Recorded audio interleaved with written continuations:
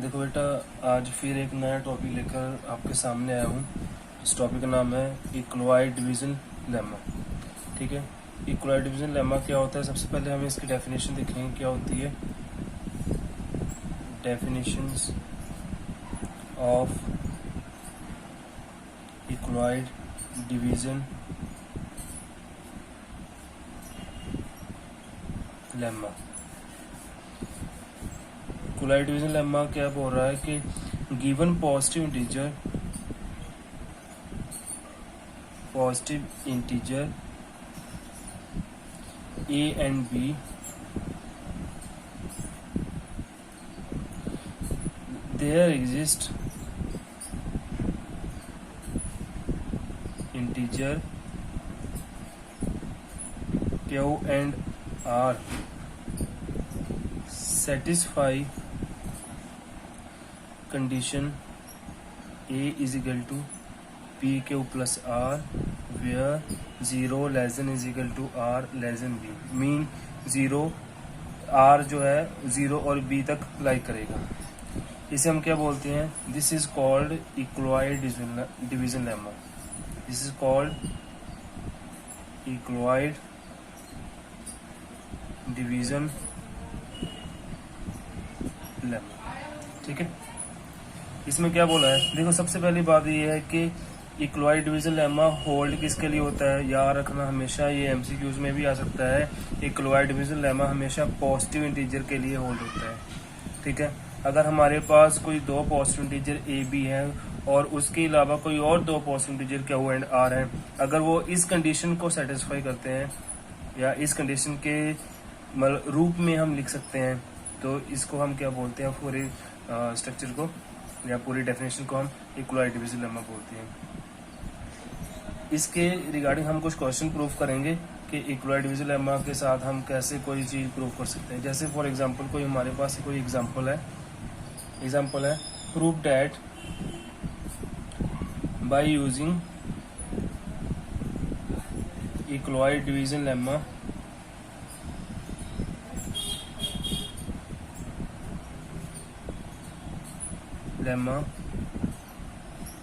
prove that any positive integer,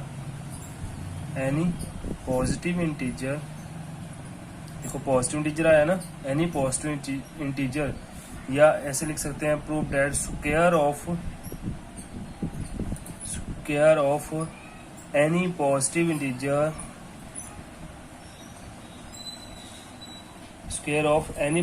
integer of form 3m और 3m plus 2। ये हम proof करेंगे। कहने का मतलब क्या है कि अगर हमें कोई भी स्क्वायर, कोई पॉजिटिव इंटीजर दिया हुआ है, अगर हम उसका स्क्वायर करते हैं तो वो इस फॉर्म में चेंज हो जाता है।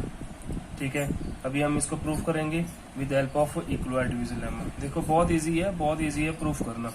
ठीक है, सबसे पहले बाय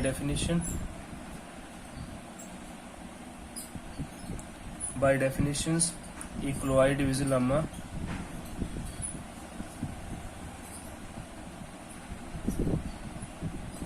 लेमा क्या होता है? हमें मालूम है कि a is equal to b q plus r होता है और 0 less than is equal to r less than. ठीक है, इसके लिए ना हम क्या लेट करते हैं? लेट कर लो b is equal to 3, let कर लो b इज इक्वल टू 3 और r की वैल्यू कितनी है? ये देखो, इसका मतलब क्या है कि r की वैल्यू 0 से लेकर b तक है। b नहीं लेना, 0 जरूर लेना है। ये less than is equal to का मतलब होता है कि 0 लेना है, और यहाँ पर इज इक्वल टू नहीं आया ना, इसका मतलब b नहीं लेना, b तक की आएगी वैल्यू।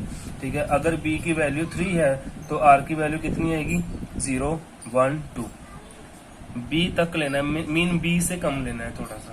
ठीक है, तो इसकी वैल्यू कितनी आएगी? 0 1 2। ठीक है, तो अभी हमारे पास ये वाली इक्वेशन क्या बनेगी? a is equal to 3q plus r। अभी r के हम केसेस बनाएंगे। केस फर्स्ट में क्या है? अगर इसको इक्वेशन 1 मान लो, अगर r की वैल्यू मैं 0 लेता हूँ, ये देखो 0 है ना, अगर आर की वैल्यू, कितने केस हैं, 3 केस अराइज होंगे, 0, 1 और 2। ठीक है, केस फर्स्ट, अगर आर की वैल्यू 0 है तो ए की वैल्यू कितनी है, 3q प्लस 0। उसके बाद उन्होंने क्या बोला है, ये देखो, उसके बाद उन्होंने ये बोला था कि स्क्वायर है, square of any positive integer. ठीक है, इसका मतलब क्या है कि हम क्या करेंगे, स्क्वायरिंग करेंगे, टेक स्क्वायरिंग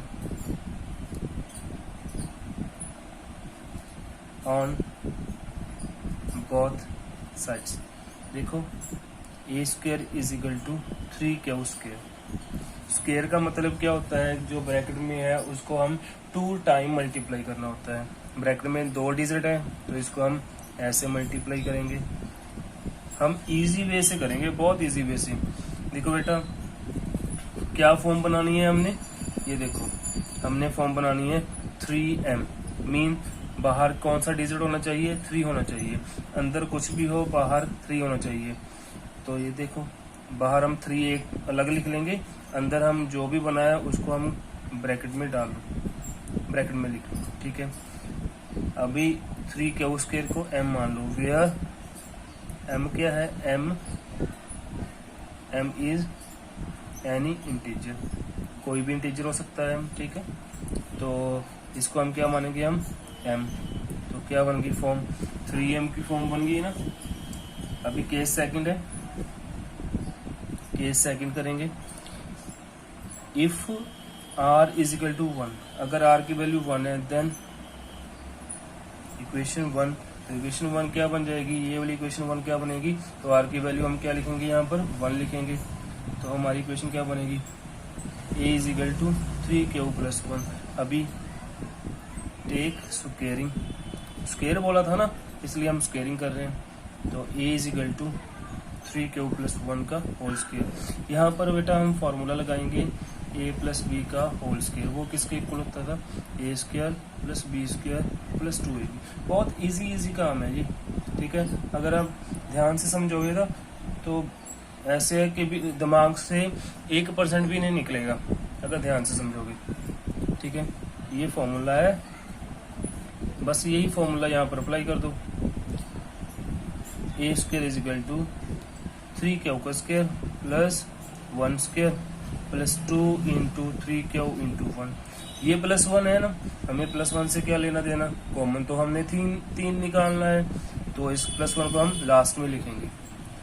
यहाँ पर क्या आएगा, स्क्वायर है ना, स्क्वायर में मैंने पहले बोला था कि कैसे लिखेंगे हम, 3 मल्टीप्लाई 3 q मल्टीप्लाई q, ये लिख लिया जी। प्लस यहाँ पर 2 मल्टीप्लाई 3 मल्टीप्लाई q प्लस 1 का स्क्वायर कितना होता है, 1। अभी इसमें से सिर्फ 3 बाहर निकालना है, कॉमन तो q भी आ रहा है पर हमें सिर्फ 3 चाहिए, 3 बाहर निकाल लो। तो यहाँ पर क्या बचेगा, 3 multiply q multiply q plus यहाँ पर 2 मल्टीप्लाई q प्लस 1, क्या आएगा, 3 into 3q square plus 2q plus 1। ठीक है, 3q square plus 2q plus 1। अभी इसको हम क्या लिखेंगे, m, लेट कर लो, 3q square plus 2q plus इसको हम क्या लिखेंगे, m, where m is any integer. ठीक है, अभी देखो, where m is any integer, तो हमारा ये आ गया था।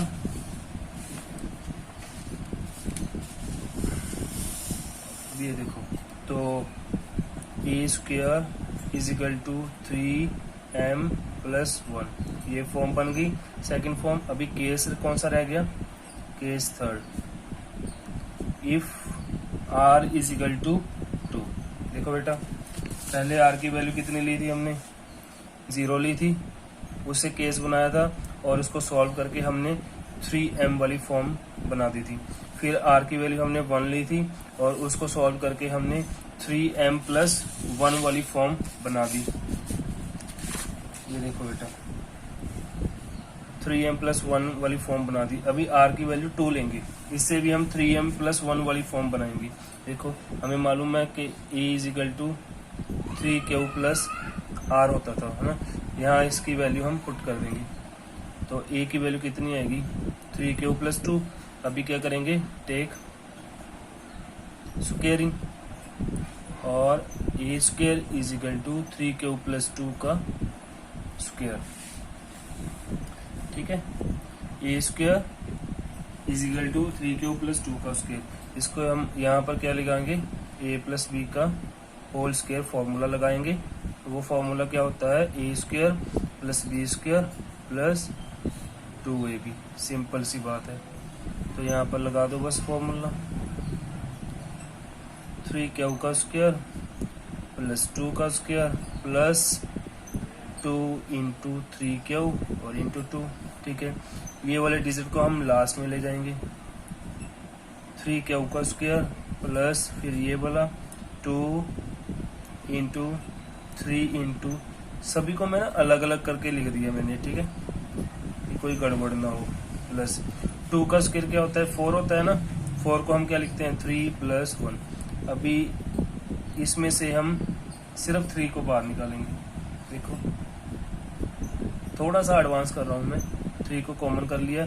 यहाँ पर 3 का स्क्वायर है ना, 3 बाहर निकाल लिया, यहाँ पर सिर्फ 3 रह जाएगा। क्यू का स्क्वायर है, क्यू तो हमने छेड़ा ही नहीं इसकी, इसलिए क्यू तो क्यू स्क्वायर ही बनाएगा। प्लस 3 बाहर, क्या रह गया, 2 का 4, साथ में क्यू 3 बाहर, इसकी जगह पर हम क्या लिखेंगे 1 + 1। अभी इसको हम क्या लेट करते हैं, m 3m + 1 वेयर m क्या है, 3q² प्लस q + 1। ठीक है, b एनी इंटीजर। ठीक है, बस ये फॉर्म बन गई। तो अगर if any positive, if square of any positive integer, उसको कैसे लिख सकते हैं, can be right in the form of 3m + 1। ठीक है, एंड सॉल्व।